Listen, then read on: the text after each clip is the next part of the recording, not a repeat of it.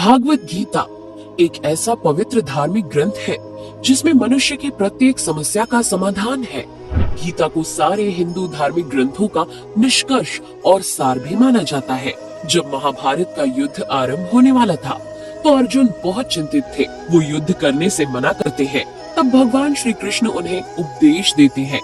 वो अर्जुन को कर्म और धर्म के सच्चे ज्ञान से अवगत कराते हैं।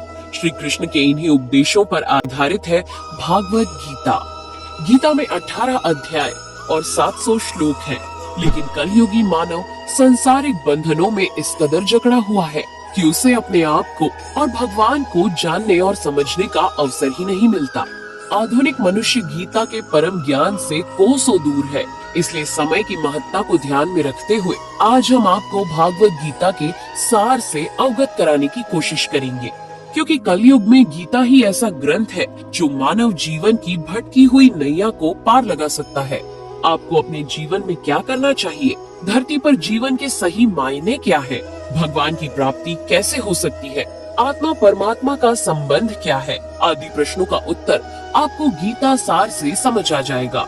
भगवान श्री कृष्ण ने कुरुक्षेत्र में गीता का ज्ञान दिया था। कलयुग के प्रारंभ होने के केवल 30 वर्ष पहले मार्गशीर्ष शुक्ल एकादशी के दिन अर्जुन ने नंदी घोष नामक रथ पर सारथी के रूप में विराजमान भगवान श्री कृष्ण ने अर्जुन को गीता का उपदेश दिया था। कुरुक्षेत्र में युद्ध की सारी तैयारियां हो चुकी थी। एक तरफ कौरवों की सेना खड़ी थी तो वहीं दूसरी तरफ पांडवों की। अर्जुन युद्ध के लिए राजी तो हो गए थे, किंतु युद्ध स्थल पर पहुंचकर उनके मन में तरह तरह के सवाल उठने लगे। वो भगवान श्री कृष्ण से कहते हैं कि मैं कैसे अपने सगे संबंधियों को मार सकता हूँ, उनके साथ कैसे युद्ध करूँगा। तब भगवान कृष्ण ने उन्हें धर्म का अर्थ समझाते हुए अर्जुन को अपने वास्तविक रूप से परिचित कराया। कृष्ण जी कहते हैं कि ये धर्म का युद्ध है। जब अर्जुन को सत्य का पता चला तो वो भगवान श्री कृष्ण से कहते हैं, हे परम योगी, मैं किस तरह आपका चिंतन कर सकता हूँ, आपको कैसे जाना जा सकता है, मैं आपको किन किन रूपों में स्मरण करूँ। अर्जुन के आग्रह करने पर भगवान श्री कृष्ण ने अपने सबसे मुख्य वैभव युक्त रूपों का वर्णन करते हुए बताया कि मैं सभी जीवों के हृदय में विराजमान परमात्मा हूँ। मैं ही समस्त जीवों का आदि, मध्य और अंत हूँ। मैं आदित्यों में विष्णु हूँ, मैं प्रकाशों में सूर्य हूँ, मैं नक्षत्रों में चंद्र हूँ, मैं वेदों में सामवेद हूँ, मैं देवों में स्वर्ग का राजा इंद्र हूँ, मैं इंद्रियों में मन और समस्त जीवों में जीवन शक्ति चेतना हूँ, मैं रुद्रों में शिव हूँ, मैं यक्षों और राक्षसों में संपत्ति का देवता कुबेर हूँ, वासुओं में अग्नि हूँ, पर्वतों में मेरु हूँ, पुरोहिता में बृहस्पति हूँ, सेना नायकों में कार्तिकेय और जलाशयों में समुद्र हूँ, महर्षियों में भृगु, वाणी में ओंकार, यज्ञों में जप, समस्त अचलों में हिमालय, देवर्षियों में नारद, गंधर्वों में चित्ररथ और सिद्ध पुरुषों में कपिल मुनि हूँ। मैं घोड़ों में उच्चोश्रवा, गजराजों में एरावत, मनुष्यों में राजा, हथियारों में वज्र, गायों में सुरभि, संतति उत्पत्ति के कारणों में प्रेम का देवता कामदेव और सर्पों में वासुकी हूँ। मैं नागों में अनंत नाग हूँ, जलचरों में वरुण देव हूँ, पितरों में आर्यमा हूँ, नियमों के निर्वाहकों में मृत्युराज यम हूँ, दैत्यों में भक्त प्रहलाद हूँ, दमन करने वालों में काल हूँ, पशुओं में सिंह और पक्षियों में गरुड़ हूँ, समस्त पवित्र करने वालों में वायु, शस्त्रधारियों में राम, मछलियों में मगर, नदियों में गंगा, समस्त विद्याओं में आध्यात्म विद्या और तर्क शास्त्रियों में निर्णायक सत्य हूँ, अक्षरों में आकार हूँ, समासों में द्वंद्व हूँ, मैं शाश्वत काल हूँ, सृष्टाओं में ब्रह्मा हूँ, मैं सर्वभक्षी मृत्यु हूँ, मैं ही सबको उत्पन्न करने वाला हूँ, मैं समस्त महीनों में मार्गशीर्ष अर्थात अगहन हूँ, ऋतुओं में पुष्प खिलाने वाली वसंत ऋतु हूँ, मछलियों में जुआ, तेजस्वियों में तेज, रहस्यों में मौन और बुद्धिमानों में ज्ञान हूँ। अतः इस संसार में जो कुछ भी व्याप्त है वो मेरा ही अंश मात्र है। मैं हर जगह हर रूप में विद्यमान हूँ। मैं सर्वव्यापी हूँ। सभी उत्पत्ति मुझसे ही होती है और अंत में सब मुझ में ही विलीन होते हैं।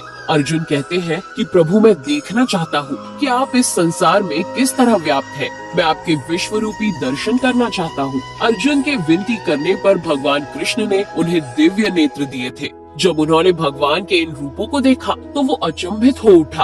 अर्जुन ने भगवान के असंख्य रूप, असंख्य नेत्र और असंख्य आश्चर्यजनक दृश्य देखे। इस तरह अर्जुन एक स्थान पर भगवान के असंख्य रूपों के दर्शन कर धन्य हो गया। अर्जुन ने कहा कि हे प्रभु, मैं आपके शरीर में सभी देवताओं, सभी जीवों समेत संपूर्ण ब्रह्मांड को देख रहा हूँ। आप में ना तो अंत दिखाई देता है और ना ही आदि।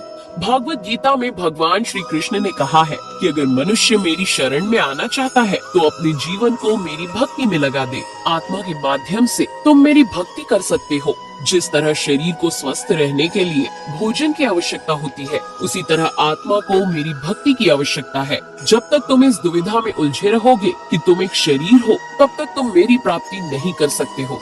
जब तुम्हें इस बात का ज्ञान हो जाएगा कि शरीर नश्वर है और आत्मा अमर है, तभी तुम मुझे पा सकते हो। तुम्हें ये समझने की जरूरत है कि तुम एक शरीर नहीं बल्कि आत्मा हो। उस वक्त तुम मेरा ज्ञान प्राप्त करने और मेरी भक्ति करने के योग्य बनोगे। तब तुम्हें मेरी शरण में आने से कोई नहीं रोक पाएगा। संसार में तुम जो कुछ भी देखते हो, छूते हो, चखते हो और अनुभव करते हो, वो सब मेरे द्वारा ही रची गई रचनाएं हैं। किंतु मैं इन सब से अलग हूँ, क्योंकि इन सब सांसारिक चीजों से तुम जो कुछ भी अनुभव करते हो, उससे आत्मा का कोई संबंध नहीं है। आत्मा अजर अमर है। गीता में लिखा है कि नैनम छिद्रन्ति शस्त्राणि नैनम दहति पावकः न चैनम क्लेदयन्त्यापो न शोषयति मारुत।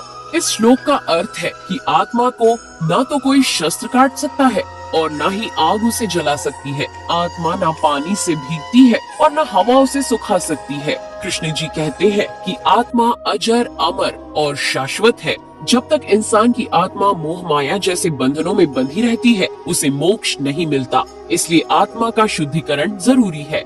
गीता सार के अनुसार ये शरीर नश्वर है। ये 5 तत्वों अर्थात अग्नि, जल, वायु, पृथ्वी और आकाश से मिलकर बना है। एक दिन शरीर इन्हीं में मिल जाएगा, लेकिन आत्मा चली जाएगी, क्योंकि आत्मा ना तो जन्म लेती है और ना ही मरती है। यही परम सत्य है। आत्मा हर जन्म में शरीर रूपी वस्त्र को बदलती रहती है। यूं ही जीवन मरण का चक्र चलता रहता है। आत्मा जब तक मोक्ष प्राप्त नहीं करती, तब तक वो जन्म लेती है। कृष्ण जी कहते हैं कि परित्राणाय साधूनाम विनाशाय च दुष्कृताम धर्म संस्थापनार्थाय संभवामि युगे युगे। इस श्लोक में कृष्ण जी ने कहा है कि अच्छे लोगों के कल्याण और बुरे लोगों के विनाश और धर्म की स्थापना के लिए मैं हर युग में जन्म लेता रहूंगा। श्री कृष्ण कहते हैं कि जो लोग श्रद्धा रखते हैं, अपनी इंद्रियों पर संयम रखते हैं और साधना करते हैं, वे लोग अपनी तत्परता से ज्ञान प्राप्त करते हैं। ज्ञान मिलने पर परम शांति की प्राप्ति होती है। ऐसे इंसान का मन भटकता नहीं और इस तरह से वो ईश्वर को प्राप्त कर सकता है। भगवान श्री कृष्ण अर्जुन की सभी शंकाओं का समाधान करते हुए कहते हैं कि जो सब कुछ त्याग कर मेरी शरण में आता है, मैं उसे स्वीकार लेता हूँ और उन्हें पापों से मुक्त करता हूँ। कृष्ण जी कहते हैं कि इस संसार में तुम्हारा कुछ नहीं है। तुम खाली हाथ आए थे और खाली हाथ जाओगे।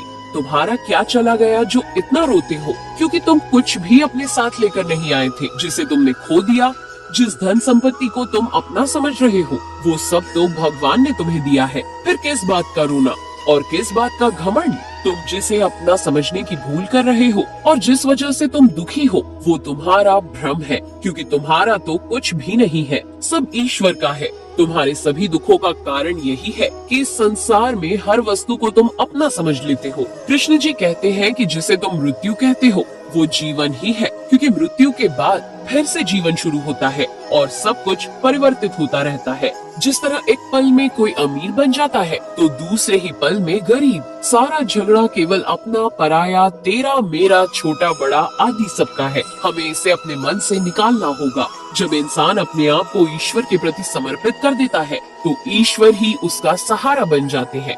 इस तरह मनुष्य भय, चिंता और शोक से मुक्त रहता है। अपने आप को ईश्वर के प्रति समर्पित करने से जीवन में परम आनंद का अनुभव होता है। अतः आत्मा का परमात्मा के साथ संबंध ही स्थायी है, बाकी सब अस्थायी है। जैसे माता पिता, भाई बहन, सगे संबंधी, ये सभी अस्थायी संबंध है। ये केवल एक जन्म तक ही सीमित है। मरने के उपरांत जैसे ही आत्मा दूसरा शरीर धारण करती है, तब सारे संबंध बदल जाते हैं। आत्मा किसी भी दुख सुख से प्रभावित नहीं होती। प्रत्येक आत्मा को जीवन के 4 स्तंभ अर्थात धर्म, अर्थ, काम और मोक्ष का ज्ञान प्राप्त करने के बाद ही मुक्ति मिलती है। इन्हीं द्वार को समझने के बाद ही आत्मा परमात्मा को समझ सकती है। धर्म वही है जो सभी धार्मिक ग्रंथों में लिखा है। धर्म वही है जो धारण किया हुआ है।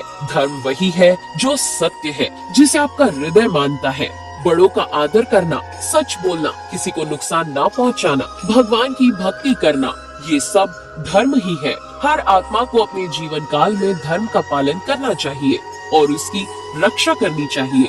दूसरा द्वार अर्थ है, जिसका मतलब है कि धरती पर जीवन लेने वाली आत्मा अपना मूल कारण समझेगी। आत्मा जीवन में मिलने वाली हर चीज का आनंद लेगी। अच्छा बेटा या अच्छी बेटी, अच्छा पिता या अच्छी माता आदि बनकर रिश्तों में खरी उतरेगी। तीसरा द्वार काम है, जिसके अनुसार प्रत्येक मानव में काम, क्रोध, लोभ, मोह, अहंकार और ईर्ष्या जैसी 6 भावनाएं हमें अपने और दूसरे के प्रति नुकसान पहुंचा सकती है। इसलिए मनुष्य को इन भावनाओं को अपने नियंत्रण में रखने की आवश्यकता है। मोक्ष चौथा स्तंभ है।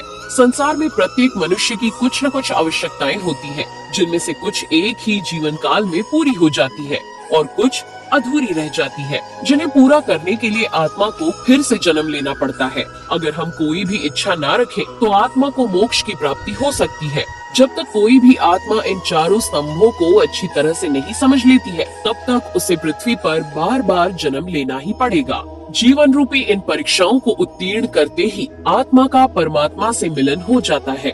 भागवत गीता के अनुसार मनुष्य अपने शरीर, दिमाग या फिर दिल से भगवान को प्राप्त कर सकता है।